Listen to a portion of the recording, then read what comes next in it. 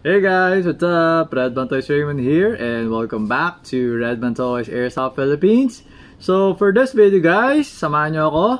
Mag-testing lang tayo ng isang KJ Works CZ Shadow 2 na orange.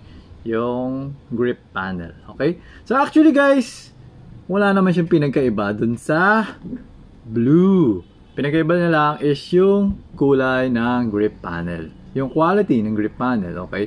So, hindi ko alam kung napapansin nyo. Ayan, napapansin nyo ba kung ano pa yung kaiba nilang dalawa? Nakikita nyo ba? Itong grip panel kasi ng original na Shadow 2 is parang galing sa molde. Parang zinc alloy lang din to. Okay?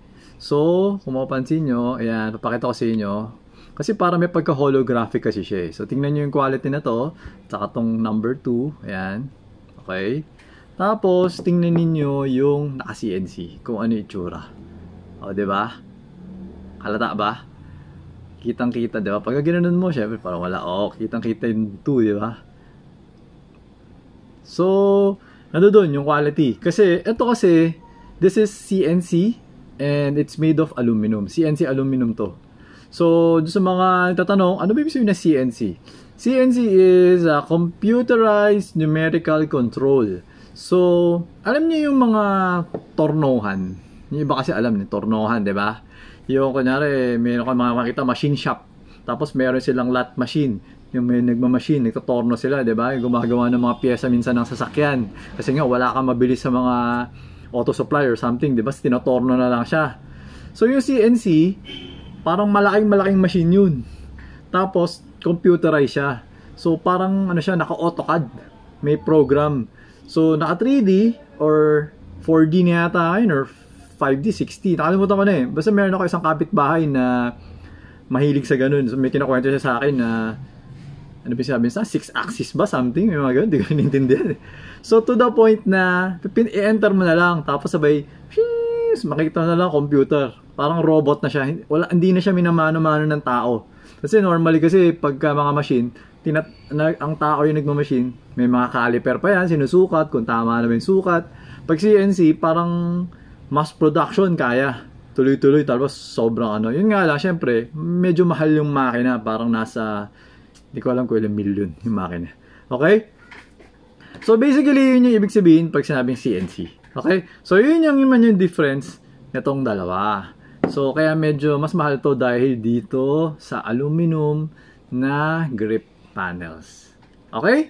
So, yun lang guys. So, to kung gusto nyo pa, samahan nyo ako, testingin natin. Tatlo kasing magazine na to eh. Okay?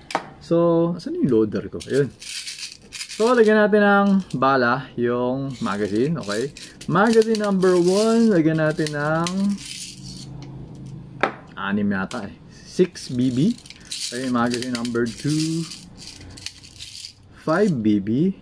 And magazine number 3,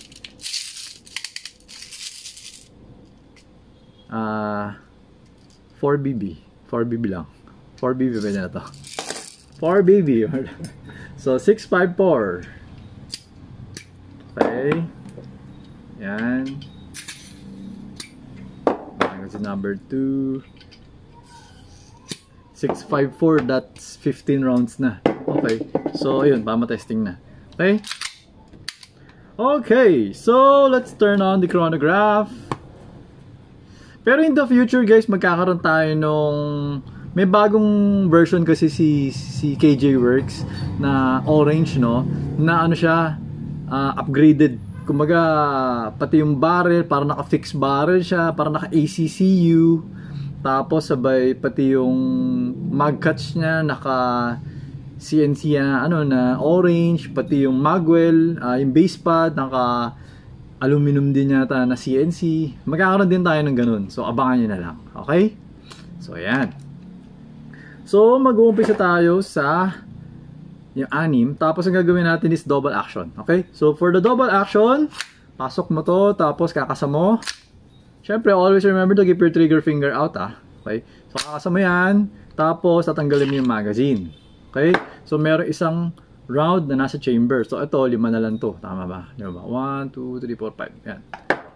1, 2, 3, 4, 5. Tama. Okay. Tapos, para mababa mo to, hahawakan mo muna siya, tapos kakalabitin mo to. Bababa mo. Ganyan. Saka mo bibitawan. Ganun yun. Okay? Tapos, papasok na natin to. Para double action na yung una. So, ibig sabihin na double action is kakalabitin mo yung trigger. Okay? So, ito na, firing. 336.3. Tapos to, single action na to tuloy-tuloy. 344.9. 339. 333.7. So, 330.3. Okay, so ang gagawin natin ngayon is, ilang bala nasa magazine. Wala nang bala yung magazine eh. Kasi naka 5 shots na tayo eh. Meron may isang bala pa sa chamber. So, change mag na tayo. Okay, change mag. 320.5. 325.1. 326.8. 324.1. Kung ano yung nagkakamali, ay hindi, may isang bala pa to. May isang bala pa. Ang galing, no? Nabibilang natin, no? Okay, so wala na. Okay. So may isang round pa nandito. So pwede pa tayo mag 5 shots kasi 4 yung nasa magazine. So 324.1, 328.5.